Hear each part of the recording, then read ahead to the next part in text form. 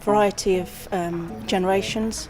The diversity of age and interest. A total mix of ages and types of people. I think what's important is that everybody is included in a community. Friends and family, a nice environment to live in. Lots of different diversities.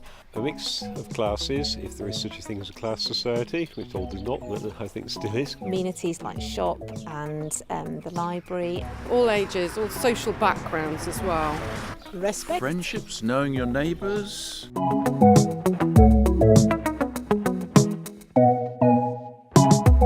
The idea of affordability of any sort of housing is crucial to any small community. By building the right ones from the bottom up, i.e. the younger generation.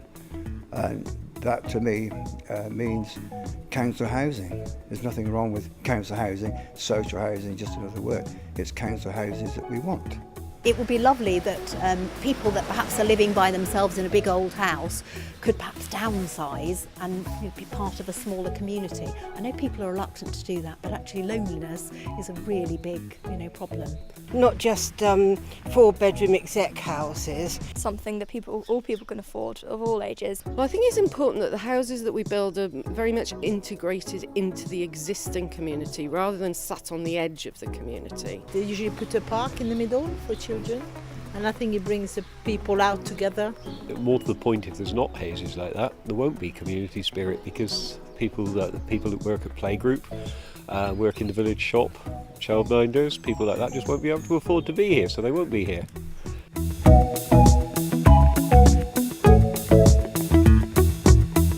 Yeah, definitely. I think that helps to kind of keep a community together, and it also ensures sort of sustainability of community. It forms a community, and that's the basis of the church and everything else. It should have the ability for all age groups to live here, and I know pretty Cotswold villages tend to be out of most people's price range. Generation to generation, we really can learn and enjoy each other's company as well. But I think because the houses around here have become so expensive that only older people can afford them.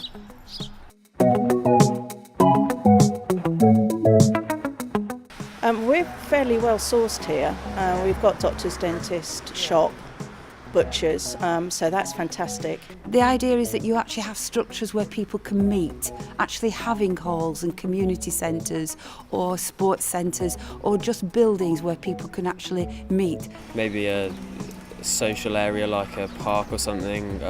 I think something along the lines of community gardens or community allotments or a park where people from all ages can come together.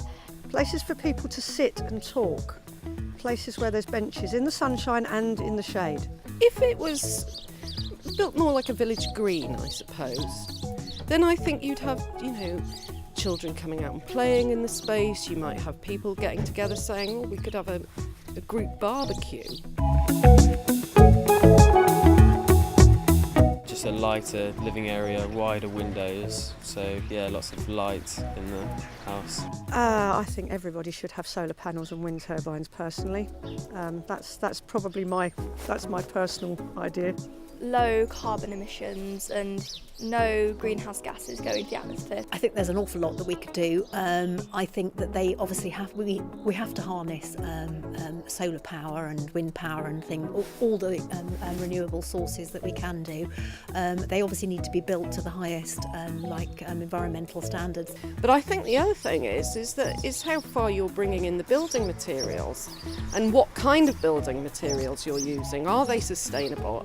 Can they be sourced locally at the same sort of price? I think solar panels are a good thing. We've had solar panels. We had the first ones for hot water in 25 years ago, and we've got electric generating panels now.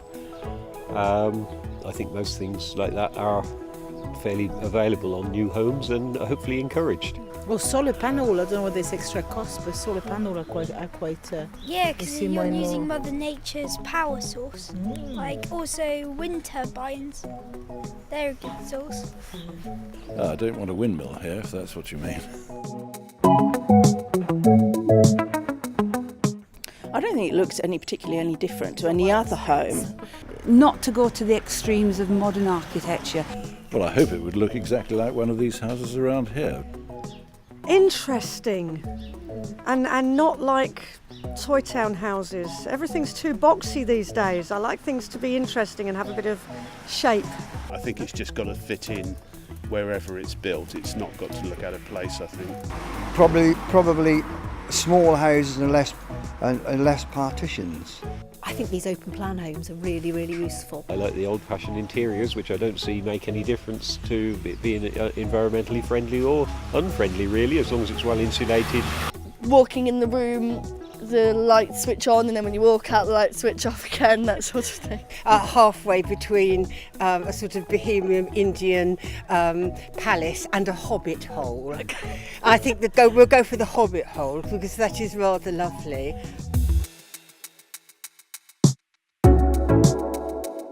I think it's a travesty that houses have gone out of the reach of the younger people. If we had a wider range of affordable housing, then we would have more people from more age groups and more backgrounds to live together, and it would just make the community such a better place. If you want a community to grow, you need to keep the young ones here. Houses are going up in prices so much, it means that young people aren't able to move out of their homes and create their own lives like used to be able to. To have that would be so important. Oh, that is really important because there are so many people living with their parents these days because they can't afford to buy their own home. I think it's such a shame we've sold off so many of the council houses here, and I think we ought to have more. There is a real lack of smaller accommodation. I know lots of people, older people living in large 3-bedroom houses with big gardens who desperately want a smaller 1 or 2 bedroom bungalow with a small manageable garden. And that's something I meet on a daily basis, people wanting to downsize.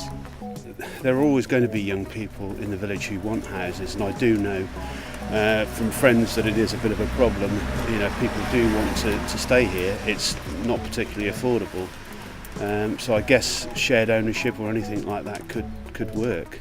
This generation, I think that unless we do something soon, they're going to feel very resentful.